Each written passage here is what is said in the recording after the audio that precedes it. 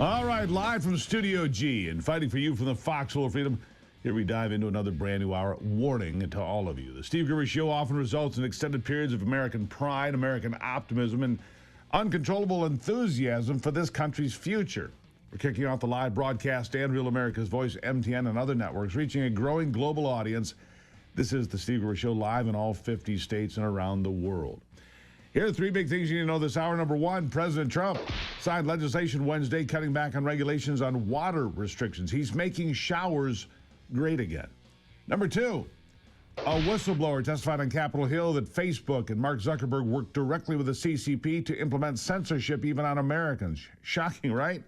Yeah, not really. And number three, oh, ye of little faith. Yesterday saw the biggest NASDAQ rally since, 2001? Everyone can unclutch their pearls. The panicans can unpanican. Yesterday's market closed with the S&P 500 up 9.5%. The Dow up almost 8%. And the NASDAQ up over 12%. Why? The art of the deal, baby. President Trump spun heads yesterday, announcing a 90-day pause on reciprocal tariffs against everyone except, and here's the key, China. He increased the tariffs there. China facing 125% tariffs in response to their retaliatory tariffs against this country. President Trump announced yesterday, quote, based on the lack of respect that China has shown to the world's markets, I am hereby raising the tariff charge to China. At some point, hopefully in the near future, China will realize that the days of ripping off the USA and other countries is no longer sustainable or acceptable. In that same announcement on Truth Social, President Trump revealed that more than 75 countries have come to the table wanting to cut a deal with the United States, but China played their hand, showing that they have no interest in fairness or a level playing field. They have no interest in stopping the rip-off of the world, including America. So now it's officially everyone versus China. Treasury Secretary Scott Bessent says this was the plan all along. Here he is. This was driven by the president's strategy. He and I had a long talk on Sunday, and this was his strategy all along. And that, you might even say that he goaded China into a bad position. They responded. They have shown themselves to the world to be the bad actors. And we are willing to cooperate with our allies and with our trading partners who did not retaliate. It wasn't a hard message. Don't retaliate. Things will turn out well. Well, things will turn out well, it seems. China has been using cheap and unethical labor to put the global economy in a stranglehold. In 1990, China was the top exporter to 8 countries. Last year, 125. President Trump was putting his foot down, as he should. Trump posting yesterday morning, quote, be cool. Everything's going to work out well. The USA will be bigger and better than ever before. That was right before the tariff pause announcement came. And this is why I said to keep the faith. The USA is going to come out on top. We're already seeing the master plan at work. China needs our markets. They can't survive without it, period. China sells us $300 billion more in goods than we sell them. And it's about to become their biggest weakness because a high tariff hits them a lot harder than retaliatory tariffs hit us. Listen again to the Treasury of the Secretary. Here he is. Maria, I think it's unfortunate that the Chinese actually don't want to come and negotiate because they are the worst offenders in the international trading system. They have the most imbalanced economy in the history of the modern world. And I can tell you that this escalation is a loser for them. That they have some very smart, the economists, the academicians, technocrats within their bureaucracy, and they would be telling the leadership that we do not have the edge here. They are the surplus country, that their exports to the U.S. are 5 times our exports to China. So they can raise their tariffs, but so what? But so what? China is our top geopolitical enemy. They know it. We know it. Everyone knows it. It's why they're the only ones escalating in this trade war. And now President Xi has trapped himself in a corner. He can't back down. But escalating like this is hurting his country badly. The foreign ministry spokesperson for China released a statement this week warning that, quote, China will have no choice but to fight to the end. And I think it's going to be a very grisly end for them. Buried in all the financial headlines is this story, and I don't want you to miss this.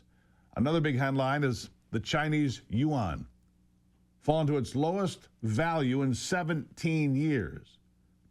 The Chinese currency is crashing. The Chinese government is trying to control its crash, hoping that a controlled dip will make their exports cheaper and therefore more desirable. But they're playing with fire. And I can tell you right now, they're sweating bullets. This spells disaster for Xi in China. Their pride is pushing them into positions they can't afford to be in. What does the yuan's devaluation do to their economy? Well, imports become a lot more expensive. They're going to have a hard time importing enough raw materials that they desperately need in order to stay on top of industries like tech production or anything else. Second, a falling yuan raises the cost of servicing foreign debt. China's firms and local governments are servicing $2 trillion in debt, and that's in dollars. A 10% drop in the yuan's value could be tens of billions of dollars in repayment costs, and when it goes to 17% where it is or higher, well, you do the math. Third, this is going to scare investors. The wealthy are going to start looking to move their money offshore.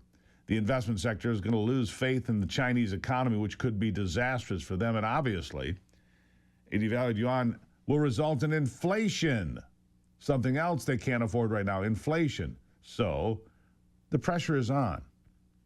If Trump continues to tighten the screws, China's in real trouble.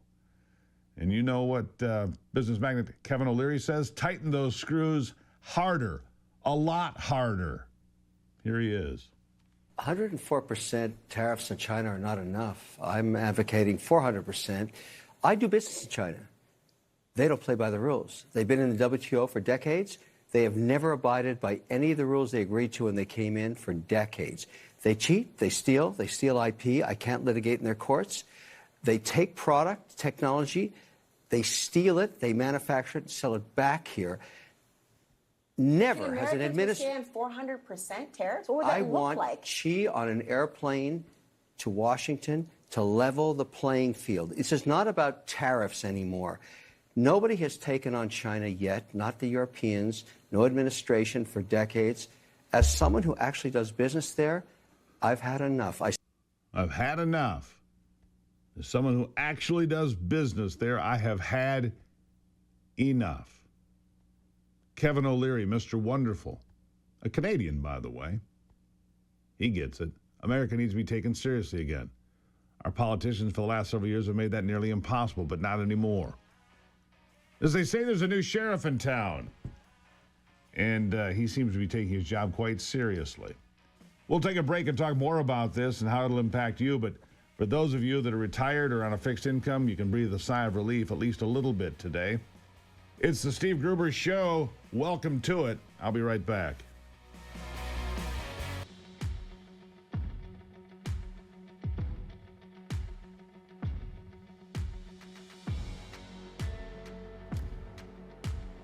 Like I said before the break, America needs to be taken seriously again. Our politicians have made that relatively impossible for the last many years. Back in 1995, Donald Trump was already advocating for taking this kind of strong stance.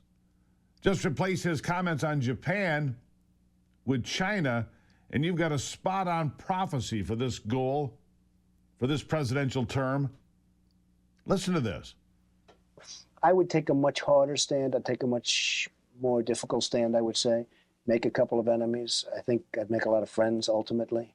If the United States government took a firmer stand with foreign countries, would we be better off, or are we so much now a part of the nation of the community of nations that we can't really afford to offend anybody? I think we'd be better off, and I think we'd be far more respected. I think the Japanese would respect us far more than they do. I don't think they have any respect for us, and they shouldn't have any respect for us because we are idiots when it comes to what's happening. I mean, look at dealing with Japan. I mean, just take a look at what's going on. I mean, they make hundreds of billions of dollars a year, and we lose money in deficits.